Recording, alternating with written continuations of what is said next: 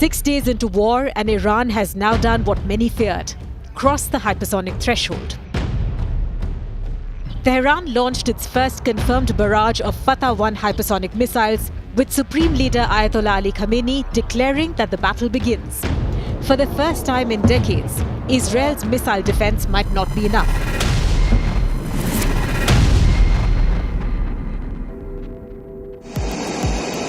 The Fatah-1 is fast and brutal. A solid-fuel, precision-guided missile with a range of 1,400 kilometers.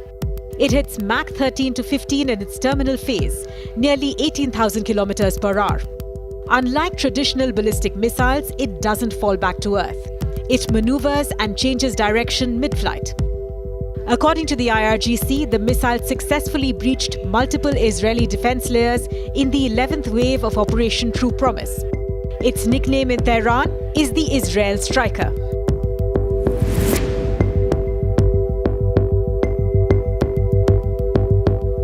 Israel's Iron Dome, David's Sling, Arrow 2 and Arrow 3 form one of the world's most advanced multi-tiered air defense networks. They've stopped thousands of rockets from Hamas, Hezbollah, even previous Iranian salvos. But hypersonic weapons change the game. Hypersonic missiles don't follow predictable arcs. Their speeds give defenders less than 60 seconds to react, and their maneuverability makes intercept calculations nearly useless. But Israel doesn't have those interceptors, and neither does anybody else. The Fatah-1 wasn't a prototype, but it is operational. According to Iranian officials, dozens of Fatah missiles were already deployed during the October 2024 barrage, and many more are ready. This time, they've reportedly hit central Israel, Haifa, Tel Aviv, igniting fires in civilian zones and damaging critical infrastructure. All of this while, Israeli systems scramble to respond. One missile strike tore through parking lots, and another triggered explosions near Haifa's fuel depots.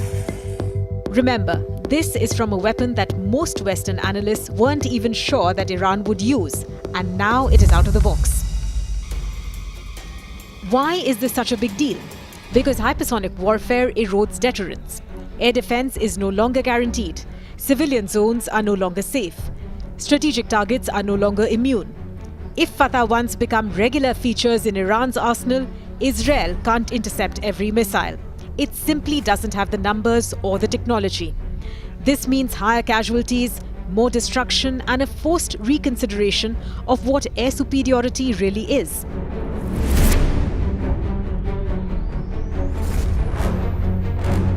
Israel isn't sitting idle. Mossad has sabotaged Iranian radar.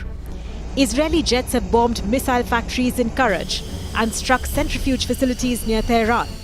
The IDF says it's eliminated a third of Iran's missile launchers. But launchers are mobile. Iran is massive, and the strikes have only slowed but not stopped the barrages.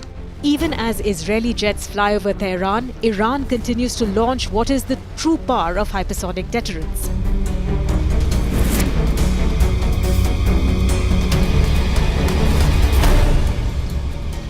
Even America's THAAD system, deployed in Israel last year, can't reliably intercept hypersonic missiles. Neither can the Aegis destroyers patrolling the Mediterranean. Because even the most advanced current interceptors were built for predictable arcs, not intelligent maneuvers at Mach 15. Until now, only Russia, China, and India